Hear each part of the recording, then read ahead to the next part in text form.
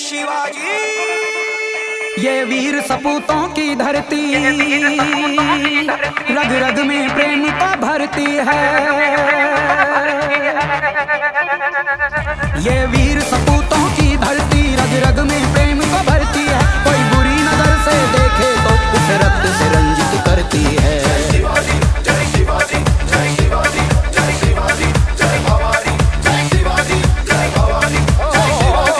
शिवाजी ने हुंकार भरी, तलवारों ने झंकार करी। शिवाजी ने हुंकार भरी, तलवारों ने झंकार करी। दुश्मन के कलेजे कांप उठे, हर दिशा ने जय जयकार करी। हर दिशा ने जय जयकार करी, हर दिशा ने जय जयकार करी, हर दिशा ने जय जयकार करी।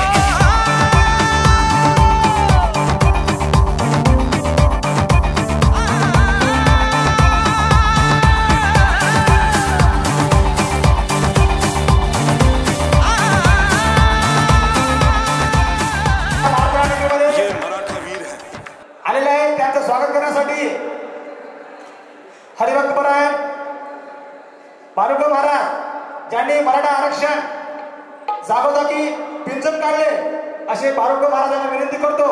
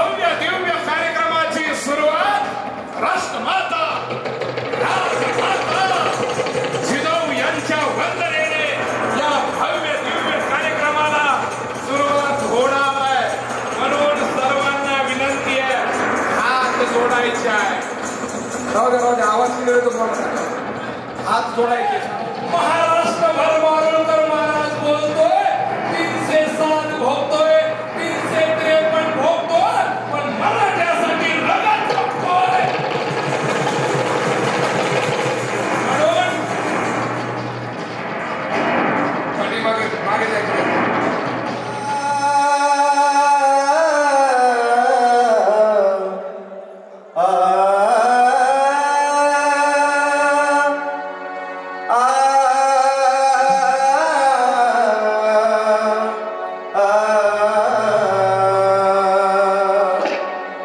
जिजा माऊली गे तुला वंदनाही जिजा माऊली गे तुला वंदनाही तुझ्या प्रेरणे जिजा मोक्षदायी जिजा माऊली गे तुला वंदनाही जिजा माऊली गे तुला वंदनाही तुझ्या प्रेरणे जिजा मोक्षदायी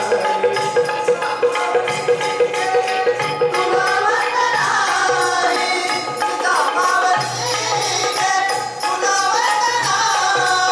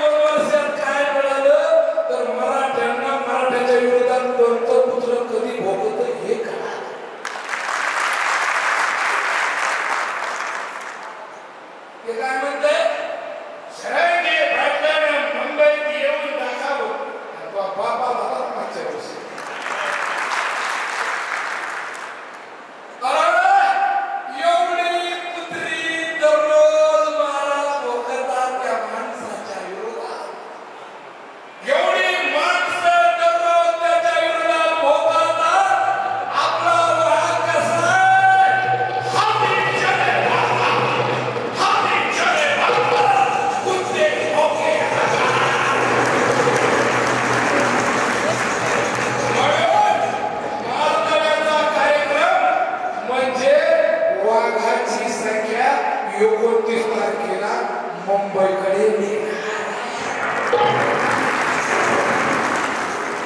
वाघ मुंबईकर निघणार आहे, जे घरी राहणार आहे ते सगळं त्याच्या बाबू म्हणून वाघाची संख्या जास्त आहे, कुत्र्याची संख्या जास्त आहे, वाघाची कमी आहे.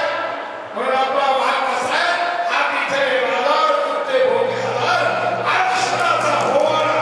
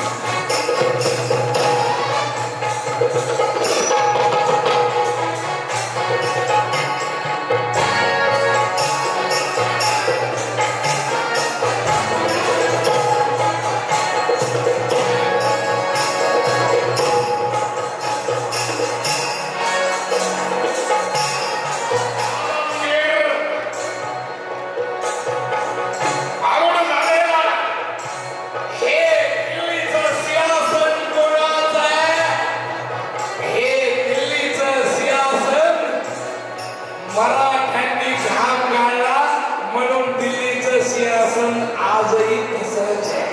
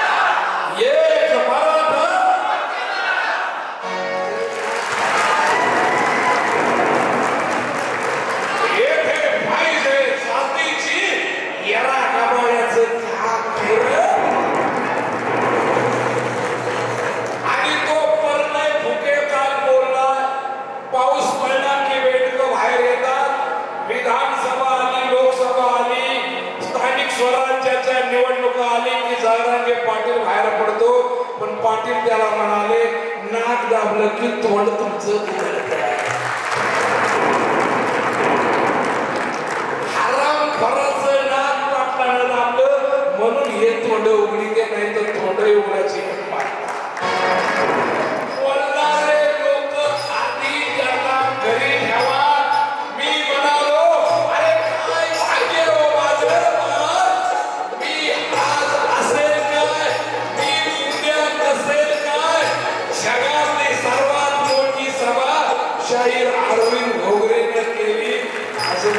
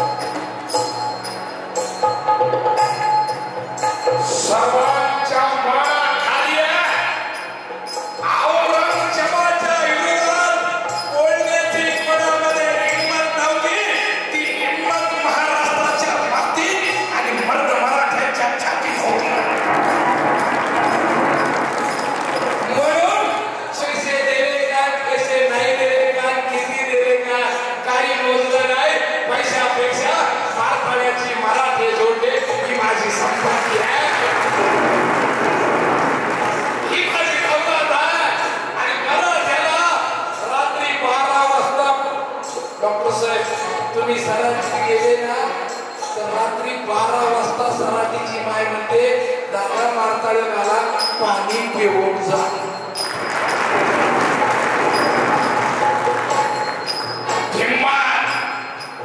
हिम्मत आली मराठ्याला म्हणून मुंबईकडे जाण्याची हिम्मत आली मारताळ्याला.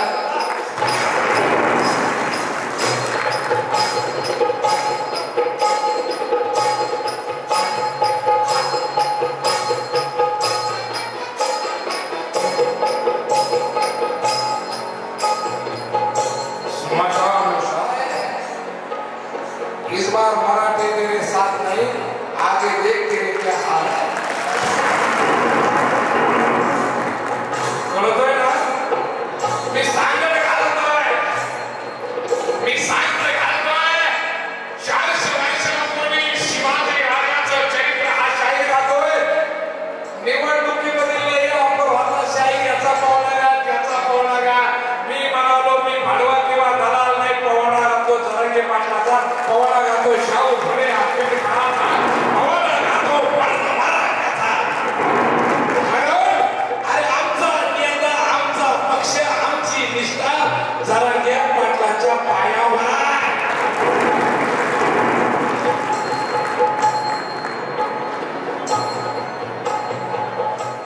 दरबार में इतनी खामोशी क्यों है? कोणीही बोलायला तयार नाही. इथं पॉइंट बघा, अंडरलाइन दिस सेंटेन्स. औरंगजेबापुढे कोणी बोलायला तयार नाही. मागच्या विधानसभा लोकसभा आल्या, कोणीही नेता पाटलाबद्दल काही बोलायला तयार नाही. त्याला माहित आहे बोललं की मराठ्यांनी ठोकलं. आमचा जालन्याचा बाबा म्हणत होता मला त्या मुलाचा वास येतोय, त्याला नुसता वास नाहीचा, त्याला मराठ्यानं त्याचं नाव आहे रावसाहेब दानवे. त्याला असा झटका बसला, असा मराठ्यांनी त्याला फटका दिला. आता जर त्याला पत्रकार म्हणाले शरदजी भट्टाने आंदोलन पुकारलं, आपली प्रतिक्रिया, तो म्हणला मी प्रतिक्रिया देणं बंदच केले.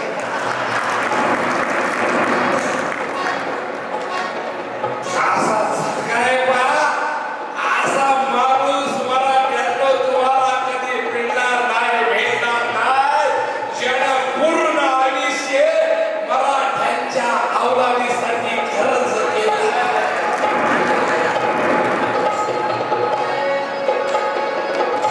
दरबार स्मशान चमकता आणि असा मुघल सम्राट औरंगजेब दिल्लीच्या सिंहासनावरून खाली उतरला. आणि नुसता उतरला नाही तर मुघल सम्राट आलमगीर गुडघ्यावर बसवला. कोणी? शिवाजी राजानं 400 वर्षापूर्वी. आणि आलमगीर काय म्हणतोय?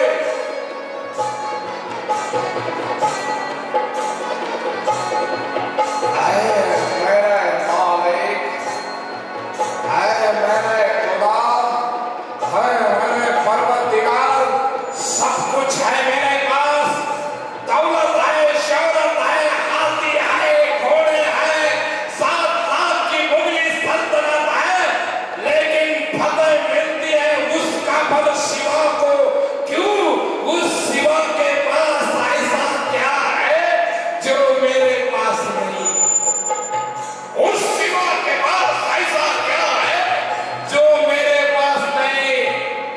400 वर्षापूर्वी औरंगजेब शिवाजी राजानं गुडघ्यावर बसवला, पण शिवाजी राजाच्या पोरानं औरंगजेबाचा ताज डोक्यातून उतरून काढला. याला विजय म्हणजे बापानं औरंगजेब गुडघ्यावर बसवला, लेकानं औरंगजेब बोलका केला. उस शिवा के पास ऐसा क्या है जो मेरे पास नहीं? तेव्हा त्याचा मुलगा उत्तर देतो, आपा जान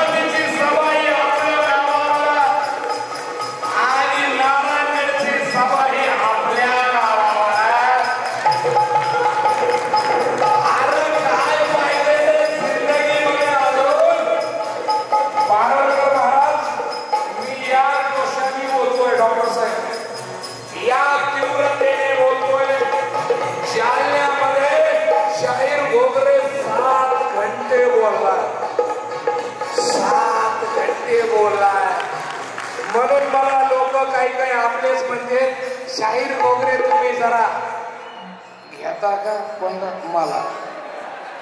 मला कोणला? मी अशाच उड्या हाणतो. बायको मला म्हणते घरी गेलं की ते वन्यार कसं उड्या हाणतात.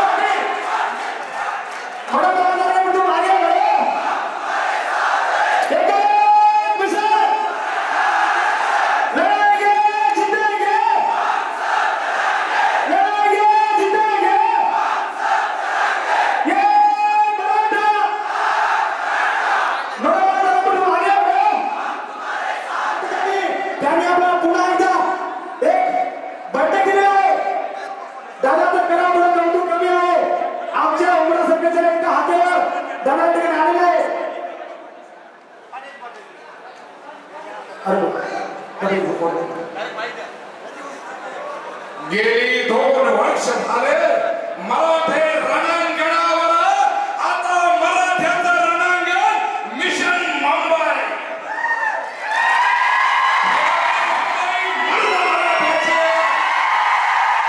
आणि हा आमचा मर्द मराठ्याचा वास गावागावामध्ये मराठ्याला आवाहन करतोय. 29 तारखेला मराठे मुंबईला जाणार आणि मनोज पाटील मराठ्याला आरक्षण देणार. या ठिकाणी मराठ्यांचा क्रांती सूर्य, मराठ्यांचा ढाण्यावाद त्यासाठी एकदा जोरदार ताली. यानंतर या बैठकीला आदरणीय सन्माननीय मराठा क्रांती सूर्य मनोज दादा यांना विनंती करतो की आपण संबोधित करा. या आमचे मठसंतान येथील बाळगे महाराज यांच्या हस्ते गाणं संकल्प आहे. सांगितलंय सत्य सत्यासी मन केले ग्वाही, सत्य सत्यासी मन केले ग्वाही, मानियले नाही बहुकथा. या ठिकाणी मराठ्यांचा क्रांती सूर्य, मराठ्यांचा ढाण्यावाद गेली 2 वर्ष झाले मराठ्यांच्या अवलादीसाठी शिवाचं रान करतोय, रक्ताचं पाणी करतोय. एकदा जोरदार ताली.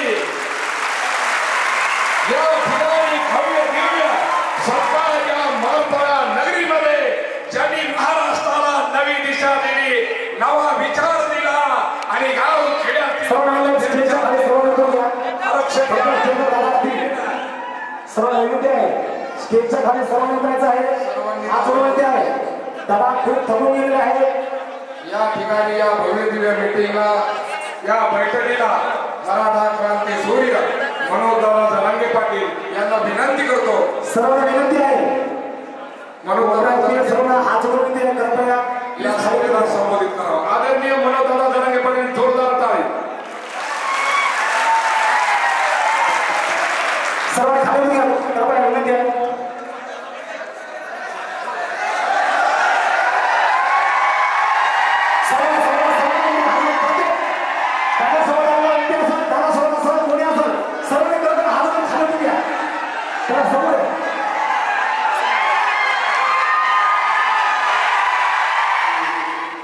नांदेडच्या नगरीत आलोय. असं वाटलं होतं थोडं कमी होईल का काय. या गावाची बैठक एवढी उद्याची बैठक कशी होती. हे गाव इतकं पेलोड विकू शकतं, तर आता नांदेड जिल्ह्याचं उद्याचं वादळ कसं असेल. आजच्या तुमच्या या गर्दीनंच सरकार रातभर झोपत नाही. आणि उद्याचे तर मुख्यमंत्र्यांना मुळ्यातच झालं म्हणून समजायला. नीट करणारे डॉक्टर आहेत आपल्याला. गर्व वाटतो खरं मला नांदेडचा. ज्याच्या वेळेस लई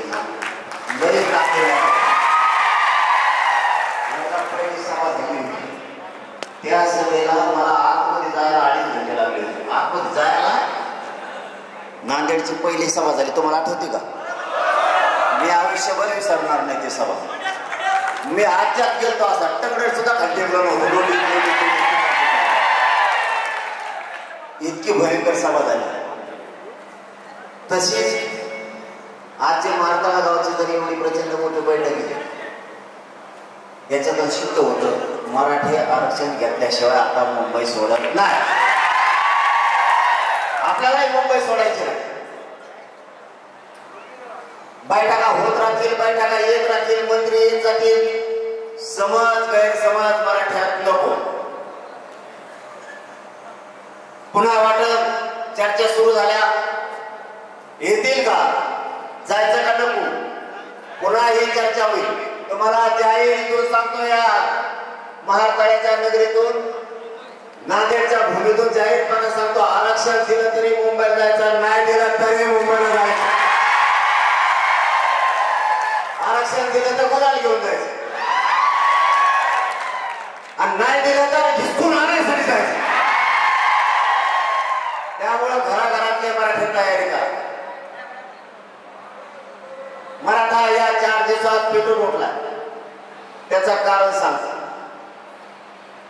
मराठी शांत होते. 7-8 महिने झालं सरकार आलं. मराठ्यांना असं वाटलं होतं मराठ्यांनी देवेंद्र फडणवीसला सत्ता दिली, न आंदोलन करता तो मराठ्यांना आरक्षण देईल असं मराठ्यांना वाटलं होतं.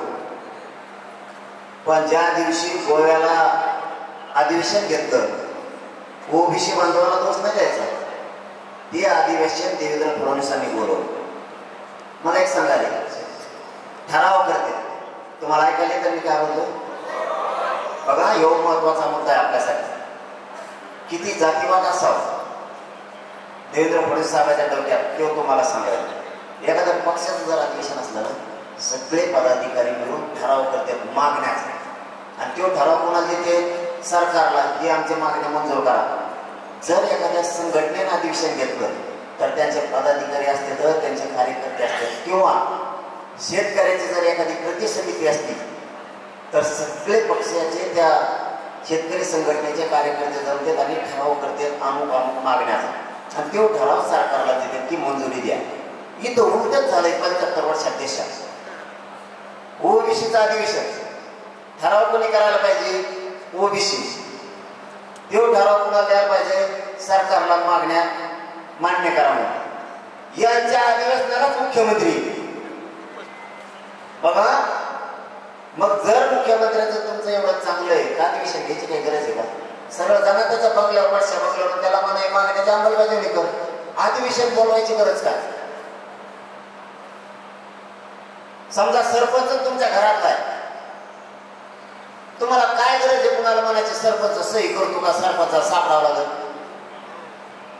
सरपंच तुमच्या घरात म्हणल्यावर तुम्हाला काही अडचण येत नाही, गावकऱ्यांना तरी अडचण आहे. अशी परिस्थिती त्या दिवशी अधिवेशनात आहे. अधिवेशन यांनीच बोललेलं, कानबी यांनीच फुकले मराठ्यांच्या विरोधात आंदोलन करा म्हणून. अशी लोकांत चर्चा आहे आणि शंका पण येते आम्हाला. प्रश्नचिन्ह आहे का शंका येऊ नये? कारण सांगतो त्याचं. त्या दिवशी देवेंद्र फडणवीस साहेब असं म्हणले मी ओबीसीचं काम करणार, मी ओबीसी साठी लढणार. मराठ्यासाठी कोण लढणार? धनगरासाठी कोण लढणार? गोरगरीब ओबीसी साठी काय दिलं? नुसतं निवडून यायचं असलं की म्हणायचं मी ओबीसी साठी लढणार. ओबीसीला दिलं काय? बंजारा समाजाच्या योजनेच्या हाल, त्यांच्या आरक्षणाचा हाल, काही काही समाजाच्या राजपूत समाजाच्या आरक्षणाचा हाल आहे. मराठ्यांच्या आरक्षणाचा विषय नाही, धनगराच्या आरक्षणाचा विषय नाही, मुस्लिमाच्या आरक्षणाचा विषय नाही, दलिताच्या योजनाचा विषय नाही. निवडून येऊन तर फक्त म्हणायचं मी ओबीसी साठी लढणार. हे ओबीसीनं सुद्धा ओळखलंय. म्हणून ते काय करतो आता त्याच्याच पक्षातले भाजपचे ओबीसीच्या कार्यकर्ते गोळा करतो, त्याचाच अधिवेशन घेतो. का शंका घेऊ नये? तिथं आल्याच्या नंतर दुसऱ्या दिवशी पत्रकारांनी देवेंद्र फडणवीस साहेबांना प्रश्न विचारला. मराठे मुंबईत यायला लागले. त्यांनी काय सांगितलं? पोलिस बघून घेते म्हणजे का मारायला होतो काय आम्हाला? आणि काय बघते ते आमचं? ही कोणची दादागिरी? आणि मराठ्यांना चॅलेंज एवढं सोपं होत. त्याला जर कोणी हाणेल फिरेल म्हणलं ना मग ते 5 पट टाकले जात असतं मुद्दाम. मराठा एक या देशावर अशी अवलाद आहे की कोणालाच मोठीत नाही. धमकी दिल्यावर तर भूत भेटत नाही. तुम्ही धमकी द्यायला पोलिस बघून घेते. देवेंद्र फडणवीस तुम्हाला या महाराष्ट्र गावातून सांगतो, धमकी द्या, अडवा उभा कोणी पण येऊ द्या, मनोज जरांगे आणि मराठे मुंबईत घुसता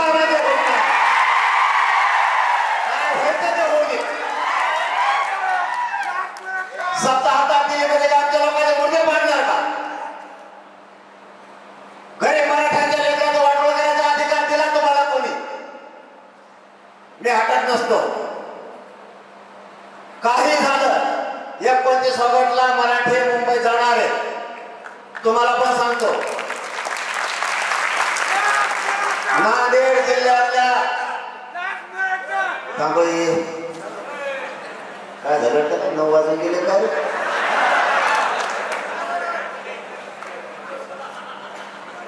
नांदेड जिल्ह्यातल्या घराघरातला मराठा घरी राहता कामा नाही. इमानदारीने सांगा सगळे वर करून मुंबईला येणार का? बघा या हातावर केल्यावर कसं दिसतंय.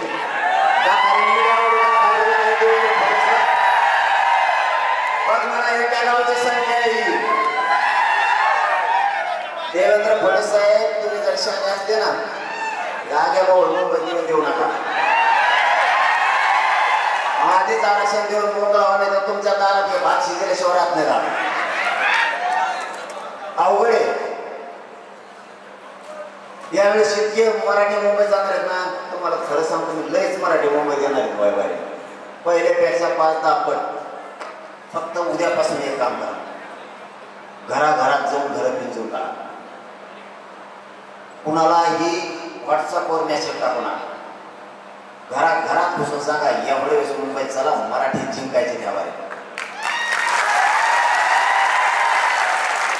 काही झालं तरी मराठ्याच्या डोक्यावर गुलाल टाकायचा म्हणजे टाकायचा. आपला हैदराबादच्या काय टाकलेलं घ्यायचं म्हणजे प्रत्येक घरातला मराठा माणूस ओबीसी आरक्षणात चालला. सातारा संस्थांचा बॉम्बे गव्हर्नमेंटचा घ्यायचं. सगळ्या सोयरीची अंमलबजावणी घ्यायची. मराठा आणि कुणबी एक घेतो पण जाहीर घ्यायचं. आता माघारी यायचं नाही. सरळ सांगा. समाजाला खरं बोला. ज्यांना मुंबईला राहायचंय तरी 10-15 दिवसाच्या तयारी चालत. आणि ज्यांना इथं काम आहेत त्यांनी फक्त मुंबईपर्यंत आम्हाला वाट लावायला आम्हाला एक मराठीने घेऊन जायचं. आम्ही एकदा मुंबईला बसलो तुम्ही वापस या. मी बघतो ते आरक्षण कसं देत नाही ते. आपली भाषा कळत आपल्याला कच गाव घडे म्हणून नाही ऐकलं का आपण कच हक्कच घोडेला येत असतो. माझी मराठ्यात त्यामुळं मराठीचे लेकरं बाळ पोरं बाळ मोठं करायची जबाबदारी माझ्या खांद्यावर. मी माझ्या समाजाचं वाटोळं होऊ देणार नाही. आणि तुम्हाला मान खाली होईल तुमची असं एक बी पाऊल मी 2 वर्षात तुमच्या लागले. आणखी तुमची शान वाढत हेच काम करत नसता. एका गावात इतके लोक येत नसतेच गद्दारी केल्यावर. पट्ट्या असा लागलाय तुम्हाला नमुनेबाज. तुम्ही बी मला नमुनेबाजच लागला. तुम्ही हटणार तर मी हटणार. देवेंद्र फडणवीस आपल्याला कदारल्याच. मला सगळे येडे समजते देवेंद्र फडणवीस सोडून. तेव्हा म्हणतो ते येडं नाही लय रसायन डेंजर आहे म्हणतो. गप्प बसवून तिने 3 करोड मराठी आरक्षणात घातले. एवढ्यावर तर बोला जात नाही. एवढ्यावर नंतर बोललं तरी मराठी आरक्षणात चालले नाही बोललं तरी आरक्षणात चालले. बोलायचंच नको. कारण त्याचा ह्या बारीनं मराठी पणच काढ होतं निवडून कोणा हवा निघत होत त्याची कोणाशी. तुमच्या एक जेव्हामुळं तुमच्या एकजुटीमुळं आपला समाज सुखी होणार. लक्षात ठेवा. तुम्हाला मला काही किंमत नाही. समाजाला लई किंमत. समाजाची शान वाढवा. माझ्या समाजाला हरू देऊ नका. तुम्हाला हात जोडून सांगतो. माझा समाज तुमचा समाज जर एकदा मोडला ना पुन्हा उठणार नाही. कसल्याच परिस्थितीत मराठा हरू द्यायचा नाही. खूप उशीर झालाय. तुमच्या प्रेमाखातर इतक्या लांब आलोय. नाही म्हणलो होतो पण ते म्हणले माळतळावले रुसले. म्हणलं रुसले म्हणलं येतो मग काय करू. जे माहिती तारीख घेतं ते शेंगा आणतो. मला खोटं बोलत ते म्हणे याय दे 2-3 किलोमीटर गाडी पोळी तरी याय ना. पण तुमचं इतकं प्रेम आहे माझ्यावरती. पण माझं सुद्धा तुमच्याकडे. तुमच्याकडे जर माझं माया नसते ना मागच फुटलं असतं. मला तर इतक्या नोटा दिल्या असत्या नुसत्या नोटाच खायच्या नोटाच खायचं काम होतं. पण अशी ओरिजिनल अवलादी तुमचं रक्त ऐकून मला मोठं नाही होतं. तुमच्या लेकरा बाळाला मोठं करी सुखी समाधानी करीन तर तुमच्याच लेकरा बाळ. तुमच्या लेकराचं वाटलं करून मी कधीच मोठा होणार. आणि हे 2 वर्षात मी सिद्ध करून दिलं. हळूहळू 3 करोड मराठी आरक्षणात जातले. आता राहिलेले थोडे ते पुरे घालायचे. 19 ऑगस्टला एकाने पण घरी राहायचं नाही. 3 कामं सांगतो तेवढे करा. पहिलं का प्रत्येकाच्या मोबाईल मध्ये 1000 तरी नंबर आहेत का नाही. प्रत्येकाजवळ मोबाईल आहे. 500चा मराठीचे नंबर असतील. आजपासून लगेच काम हातात घ्यायचं. उद्या पिद्या नाही, उद्या काय भरोसा नाही, आजच. गरीब असू नका श्रीमंत असो, प्रत्येकाला फोन करून सांगायचं मी मुंबईत चाललोय, तू सुद्धा मुंबईत चल. किती सोपी प्रक्रिया आहे.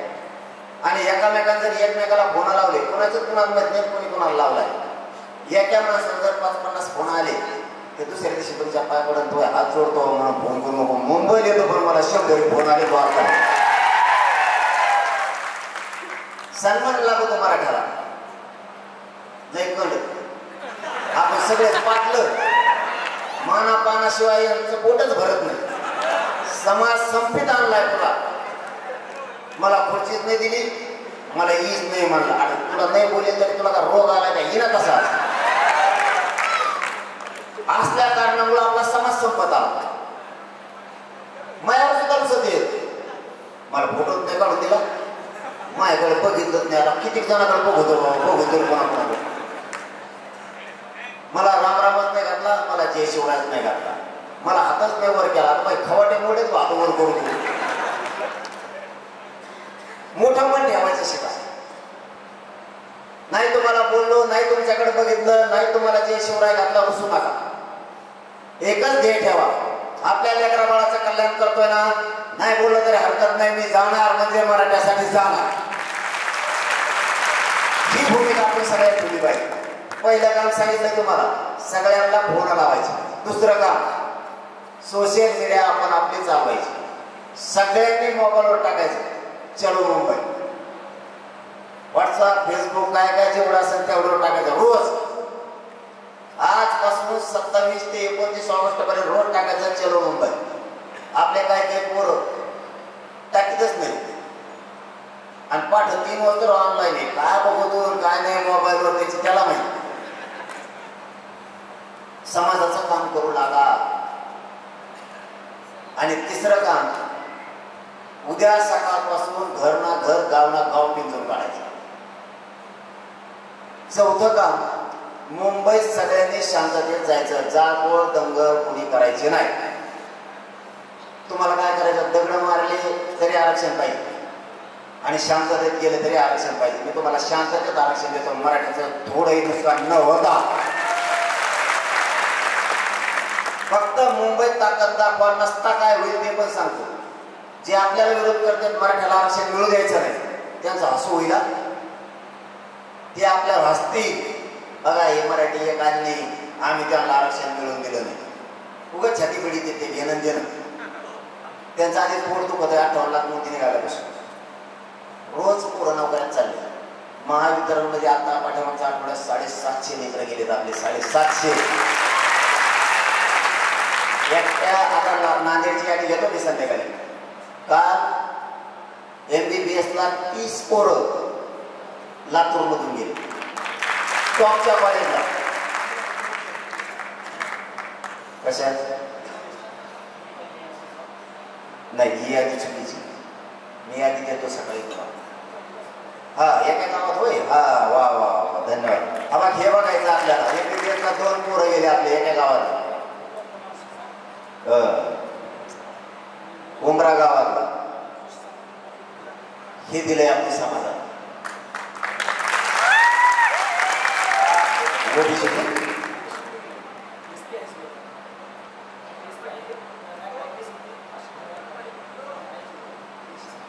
ओबीसी पण एसटी झाले.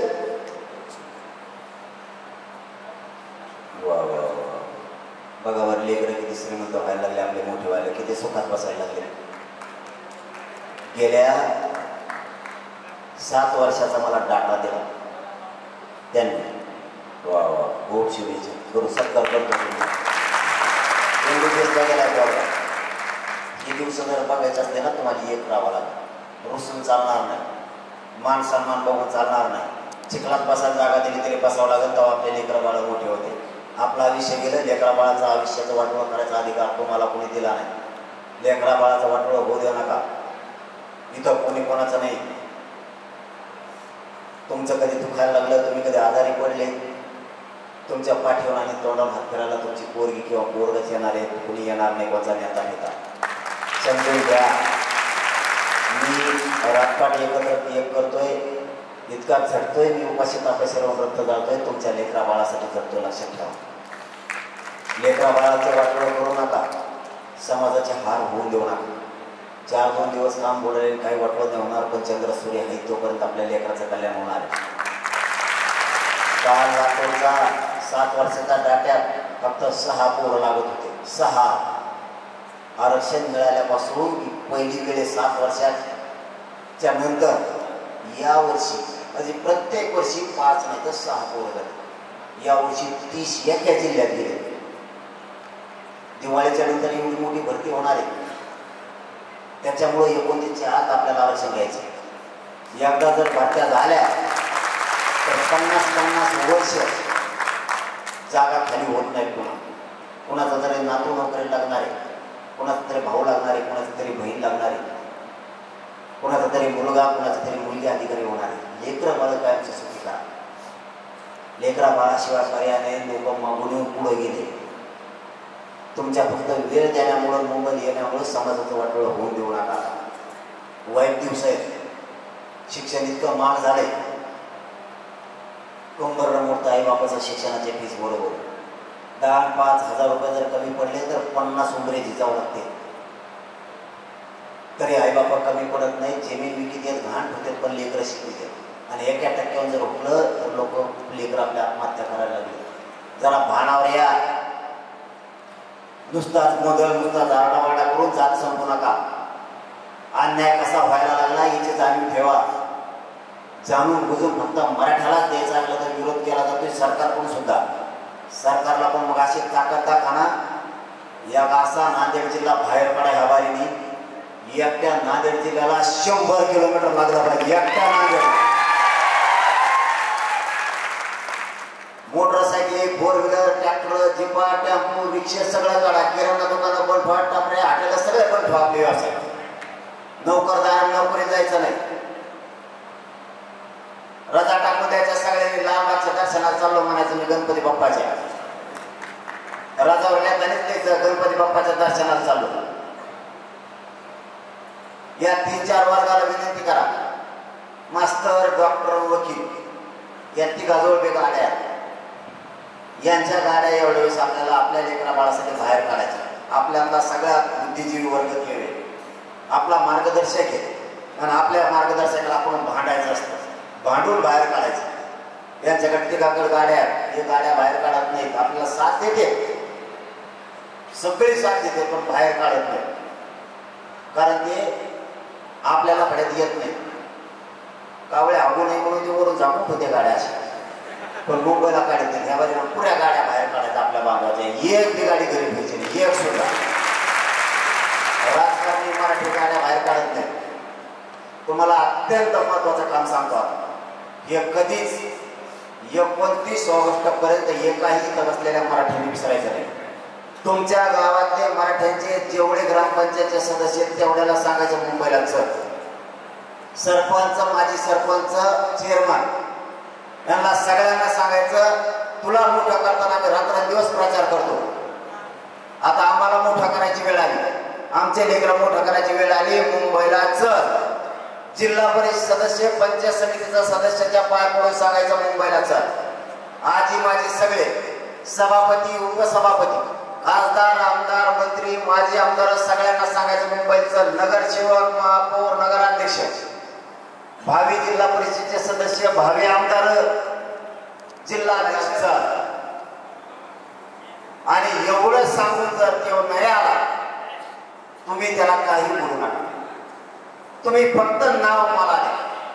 हे वाला नव्हता, त्याचा बाजारात होतो, त्याला पाडलं म्हणून सांगायचं.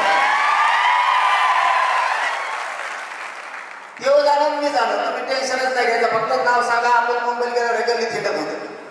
तुम्ही मुंबईला जाणार आहे, तुम्हाला माहित नाही मागं कोणी.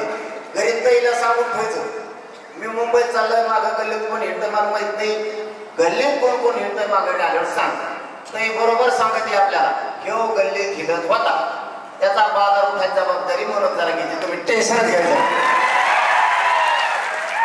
किती दादा असू द्या, दादी असू द्या, दादा फादा नाही ठेवले नाही. ते डोक्याला घातले. काही ठेवले नाही दादा घेतात तिकडे इतके दादाला नाही तर तुमच्याकडे ते दादा डायरेक्ट ढिसक्यावरच करते ढिसक्यान करणारे दादा ज्याला दादा नुसतेच शेत बांगड्या खाते आता एक दादीन राहिली वळवळ गेली की गेली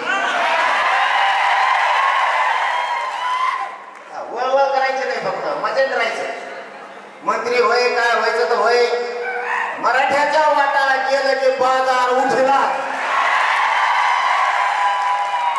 तुम्ही ते टेन्शनच घेऊ नका दादाचं चांगले चांगले दादा कॅप्टनला झोपले दांतरवाडी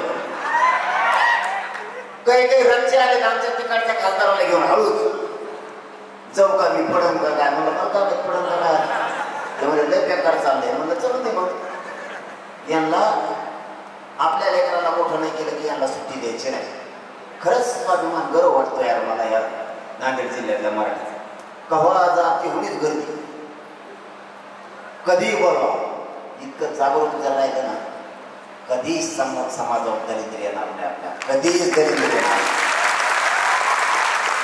आणि मी आहे ना राव तुम्हाला रोजन लावला तरी 24 घंटे काम करणारा भेटणार नाही आपलं 24 घंटे चालू रोजन लावल्या दुपारा जेवायला बसत त्या जर म्हणल्या ना उठा आता किंवा तू चाललो मग तू तुला बघ दुसरा आपण 24 घंटे काम करतो कारण समाजाच्या वेदना मला आहे माहिती समाजाचे किती हाल आहेत मला माहिती आहे माझ्या समाजासाठी कोणी नाही करत माझ्या समाजाच्या चपला सगळं काय पडते निवडण्याच्या टायमाला पण माझ्या समाजाच्या लेकराचा एखादा प्रश्न सोडायचा असला तर माझ्या समाजाच्या मदतीला कोणी येत नाही त्यासाठी आपली थांबना जमत नाही आगे बडून आणि आगे छे ना मागे जायला ना मी आणि मी मागे जायला म्हणून त्यांची अशी पंचायत झाली त्यांना वाटतं मी पटकन सांगतो कारण मी इतकं इमानदार त्यांना जमत नाही त्यांना फुटणारा लागतो इकडून पैसे गोळा कर तिकडून पैसे गोळा कर त्याच्यातून फाळका हाण आपण फाळक्या फुलक्या हाणीत नाही वर्गण्या गोळा करीत नाही आणि मग तुमच्याकडून वर्गण्या घेतल्यावर समाज कसा मोठा होईल गरजवंत मराठ्यांनी गरिबांनी आपण आपली लढाई लढायची जिंकायची सुद्धा आपण कोणाच्या आशेवर बसायचं नाही आपली लई ताकद आहे साधी ताकद नाही आपली कोणाचा काय बाप आपल्याला 10 रुपये देत नाही बाबाला कष्ट करून उपाशी तापाशी राहून आपल्या आई बापानं चटणी भाकर खाल्ली भाजी भाकर खाल्ली आणि आपल्याला मोठं केलंय आपल्याला शिकवलंय त्यांनी पोटाला चिमटा घेतलाय पण आपल्याला शिक्षण दिलंय कोणाची शाळा असली कॉलेज असलं तर आपल्याला 10 रुपये फीस कोणी माफ नाही केली म्हणून आपल्याला आपल्या समाजाच्या लेकराचा विचार करावा लागणार आहे 70 वर्षात न संपणारी लढाई सगळे म्हणायचे ओबीसीतून आरक्षण मिळत नसतं मी म्हणलं मी घेत असतो घेतलं का नाही 58 लाख म्हणजे तुमच्या पुढं 3 कोटी मराठा आरक्षण लागले मी उलट्या खोपडीचा थोडा लोक जे नाही होत म्हणते ते मी करीत असतो लोक म्हणले ओबीसीत आरक्षण मिळत नाही आपण मिळवून दाखवा आता राहिलेलं आरक्षण 29 ऑगस्टला पुरं मिळणार 1% सुद्धा मार्ग शिल्लक होत नाही फक्त तुम्ही सगळ्यांनी मुंबईला निघायचं इतकी ताकद लावायची तितके लावा आणखी याच्या बरोबर 2-3 गोष्टी करा समाज हुशार व्हा समाजाचे लोक सावध व्हा आपल्यात भांडण करायचं नाही एखाद्याने आपल्याला 10 शिव्या दिल्या तरी ऐकायच्या पुढं व्हायचं काही लहानपण नाही समाजाला मायबाप समजा समाज किती वाईट बोलला तरी त्याला उत्तर द्यायचं नाही आपण आपल्या विरोधात ताकद वयाला घालायची अजिबात उद्यापासून सगळा बदल करायचा आपल्यात वाद भांडण करायचं नाही एकमेकाच्या अंगावर जायचं नाही एकमेकाला साथ द्यायची अधिकारी वर्ग सुद्धा आपला साथ द्यायला लागला आता मोठमोठाले श्रीमंत मराठी हे सुद्धा साथ द्यायला लागले त्यामुळे आपण सुद्धा एकमेकाला साथ द्यायचे अधिकाऱ्याला कोणी त्रास दिला मराठ्याच्या त्याच्या बाजून सगळ्यांना उभारायचं दुसरं काम आपल्या लोकांनी दारू प्यायचे नाही पुऱ्याने दारू सोडून द्यायची आधी 5 दिवस दारू जायचा तुम्हाला माहिती आहे का तुमच्या लेकरं बाळा ज्यावेळेस बाहेर गावात शिकत आहेत बाहेर जिल्ह्यात शिकत आहेत तुम्ही जर इकडे दारू पिऊन एखाद्या बार गटारात जर पडला तर तुमच्या पोराचा मित्र तो म्हणतो तो आवाज दारू घेऊन पडला होता काय रे, आपलं लेकरू खाली मान घालून जगतं. आपली पोरगी जर बाहेर जिल्ह्यात शिकत असली, आपला जर पुढे दारू पिऊन गाडीवर पडून हात मोडला तर त्या आपल्या पोरीची मैत्रिणी म्हणते तुला बापाचा हात मोडला, दारू पिऊन पडले होते काय. पोरगी खाली मान घालून जगती, लेकरं खाली मान घालून जगते, असं वागू नका. संसाराचं वाटोळ होतं पुऱ्या. पाहुण्या रावळे नीट बोलत नाहीत, गाव नीट बोलत नाही. आपल्या घराची दशा होती, संसाराचं वाटोळ होतं. दारू प्यायची बंद करा. उद्यापासून दारू कोणी प्यायची नाही, अजिबात बंद. दारूला हात लावत नाही. इथं पेतात कोणी? आता इतक्या जणांची विचारणार तुम्ही काय हा म्हणता? आणि ते खाली उतरून चाललेच वाटतं लगेच. पेणारे सकाळी. दारू पिऊ नका. जेव्हा लय वर हात करीत ताणून याचा अर्थ समजा आपण त्याने रेटून टाकलेली. इथून पुढं दारू पिऊ नका. मी हात जोडून सांगतोय तुम्हाला, दारू पिऊ नका आणि एकामेकाचं बांध फोडायचे बंद करा. बांध फोडायचे नाही. शेवटची विनंती आहे तुम्हाला आता जाता जाता. हे बघा, सणावाराचे दिवस आहेत. इतर राहताल, एखादी पोळी खातात, 10-15 भजे खातात. सण द्वारा पुन्हा येतील, पण आरक्षण नोकरी जर गेली तर पुन्हा येणार नाही. लेकरा बाळाचं वाटलं बरोबर. हिंदू संस्कृती, वारकरी संप्रदायाची संस्कृती जपणं आपले कर्तव्य आहे. पण याचा अर्थ असा नाही की समाजाच्या लेकराचं वाटोळ होईल. आता गणपती बाप्पा आहे, पुन्हा अर्धी इथं गुंतून पडतो. काही वेळेस प्रमाणात कमी करा. पोरीचा 50,000 1,00,000 रुपये महिना आल्यावर मोठमोठाले उत्सव साजरे करू. पण आधी समाजाला मिळून द्या. आमचा गणपती आम्ही मुंबईत चालत आहे, त्या बाहेर आम्हाला समजा विसर्जन करायचं. काय अर्थ नाही का? काय बंद नाही काय द्या? तुमचा गणपती मुंबईला आणू नये. आमचा काय चावत होता तुम्हाला? आणि चाभरे बघा कशी येते. त्या चाभऱ्याचा 1.5 दिवसाचा गणपती परत घेते, निघाला गिरगाव चौपाटीवर गाडी वाटायला. आणि आमचा 11 दिवसाचा. अरे आम्ही 3 महिन्याचा करू. दम आहे आमच्यात मराठ्यात तेवढा. 3 महिन्याचा करू. पण यांचे त्यांच्या सोयीनुसार आहेत. त्यांनाही जरा 3 दिवसाचं कमवून ते म्हणजे आमच्या तिलाही काम असतं. तिला विचारलं का कमवून ते म्हणजे आमचे तिला बिजी असते. आणि दोघाला विचारलं ते म्हणजे आमच्या पोराला टाइमच नाही, लय गडबडीत असते. म्हणून मी आता 1.5 दिवसाचा. यावेळेस आपल्या गणपती बाप्पाचं विसर्जन मुंबईला. तुमच्या सुद्धा गणपती सगळे मुंबईला गेले, वर गाडीवर बांधून. रोज आरती करायची. आम्ही 5 देव बाप्पा घेतले. तिथं भेटतोय नाही देव बाप्पा, त्याच्यामुळे इकडूनच 5 झाली. कुठंच अडचण नाही पाहिजे. कीर्तन ठुले. संध्याकाळी उपोषणात शिवशाहिरांचे पोवाडे ठेवले. नामवंत शिवशाहीर आणले. संगीत भजन म्हणणारे गायक नामवंत आणले. पाकवाजवादक नामवंत आहे. त्यांना नुसतं फोन न सांगितलं तुम्हाला मुंबईत भजन म्हणायचे, त्यांनी तिकडचं टाकी सोडून दिलं. चलो म्हणजे मुंबईत टाळून पाकवाज घेऊन सगळं तिकडंच. ज्याला जे आवडतंय ते ऐकायचं. कीर्तन ऐका, पोवाडे ऐका, संगीत भजन ऐका. आणि ज्याला काहीच आवडत नाही त्याच्यासाठी हे गाड्या डीजे बांधून घेतात. तुला धगाड येण्याकडे चलू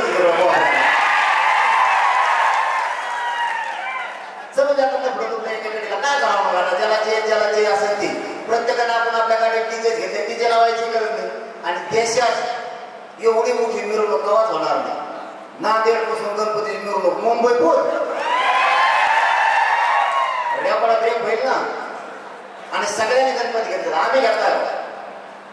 जर आपल्या 2 माणसं मुंबईला गेले तर 2 घरी आहेत. जर तुम्हाला इथंच बसायचं असेल तर बसा. 2 आपल्या आई वडील जर मुंबईला गेले तर पोरं घरी आहेत गणपतीची आरती करायला. आणि पोरं गेले तर आई वडील इथं आहेत. त्याच्यामुळं उत्सवातल्या गुंतून पडू नका एवढं वर्ष. एकदा समाजाला जिंकून द्या. त्यांच्या उत्सव करीत जो आपण मोठमोठाले. पण आज संकट आहे. संकट असल्यावर जेवढं ताट बाजूला लोटायची प्रथा मराठीची. शेती आपल्या आईबाबा आपल्याला शिकवते. पाऊस पडल्यावर शेतकऱ्याचे एक मन आहे, मड झाकायचं मन पेरणी करायची. तर आयुष्यभर आपल्या लेकराला लक्ष्मी म्हणून ते धान्य घरात येईल, तसं वेळेला महत्व द्यायचं. सध्या मराठी राज्यातले आता कवळू म्हटले मुंबईकडे निघाले. आपण घरी नाही झोपायचं, मर्दाच्या भूमिकेत मराठ्यांनी यायचं, भेकाडाच्या भूमिकेत जगायचं नाही. अख्ख्याच्या अख्ख्या मराठ्या मुंबईत दिसले पाहिजे. मी रातपाट एक करून जीव जातो, उपाशी तपाशी राहतो तुमचे लेकरं मोठे होण्यासाठी. मावशी झोपता एक डुबली आहे मग आले पाहिजे घेत असत म्हणून तर देवेंद्र फडणवीस फुल टेन्शन मध्ये. कालपासून खरं सुरू झाले. आज एक मंत्री आहे ते आता हे सुरू झालं मसाळा. तुम्ही त्या मसाळ्याकडे घेऊन द्यायचा नाही, तुम्ही तयारी ठेवायची, मुंबईकडे यायची. आता जर झोपलं तर शत्रू आपला मोर्चा पडून जाईल, त्यांना ठेवा. त्याच्यामुळं योग्य वेळी योग्य सावध राहायचं, मराठ्यांनी शिकायचं. कोणत्या कामाला सावध राहायचं हे मराठ्यांनी ठरवलं पाहिजे. छत्रपती शिवरायांनी आपल्याला इतका मोठा इतिहास दिलाय. छत्रपतींनी कधीच बेसावध राहून कधीच मावळ्यांना हरू दिलं नाही. मावळे पण कधीच बेसावध राहिले नाही. मराठ्यांना माझं आव्हान आहे, एकाने बेसावध राहायचं नाही. मराठ्यांचे हार होता कामा नाही. यावेळेस काही झालं तरी हरकत नाही, मराठी जिंकून मुंबईतून वापस यायचंय. अशी आवळे ठोका, इतके रेमाळ ब्रेक मराठी मुंबईकडे निघाले पाहिजे. होतो ना भविष्यात असा मराठ्यांचा विजय झाला पाहिजे. मराठ्यावर आरक्षण घेऊन गुलाल फेकायचा, विजयाचा म्हणजे फेकायचा, अजिबात थांबायचं नाही कोणी. आता जे व्हायचं असेल ते होईल, पण मुंबईत घुसायचं. मराठ्यांच्या डोक्यावरती आरक्षण घेऊन गुलाल टाकायचा. चंद्र सूर्य आहे तोपर्यंत मराठ्यांना आरक्षण उडालं पाहिजे. लेकरा बाळांचं आयुष्याचं कल्याण करा माय बाबा हो. शेवटी आपल्याशिवाय आपल्या लेकरा बाळाला कोणी नाही. लेकरांना अपेक्षा लागल्या आम्हाला आरक्षण मिळालं आणि अधिकारी होऊन लेकरा बाळा सुखात समाधानात राहिले पाहिजे. एकाही मराठ्यांनी जबाबदारीनं काम करायचंय, बेसावध एकाही मराठ्यांनी काम करायचं नाही. आजपासून घरला घर जागा करायचं, गावला गाव जागा करायचं, जिल्हा तालुका राज्यात जिथपर्यंत गोळा असेल तिथपर्यंत मराठी जागे करायचे. एकाही मराठ्यांनी झोपायचं नाही. मी रातपाट एक तुमच्या लेकरासाठी करतो, लक्षात असू द्या. माझा मराठा हरू द्यायचा नाही. आजपासून तुमच्या खांद्यावरची जबाबदारी. ताकदीने मुंबईकडे निघायचं. 29 ऑगस्टला चलो मुंबईचा नारा द्यायचा. सगळ्यांनी मुंबईची वाट धरायची. एकही मराठा घरी राहता कामाला ही जबाबदारी आजपासून तुमच्या खांद्यावरती घेतो आणि थांबतो. धन्यवाद. जय शिवराय. मला विषय आहे तुमच्या कानावर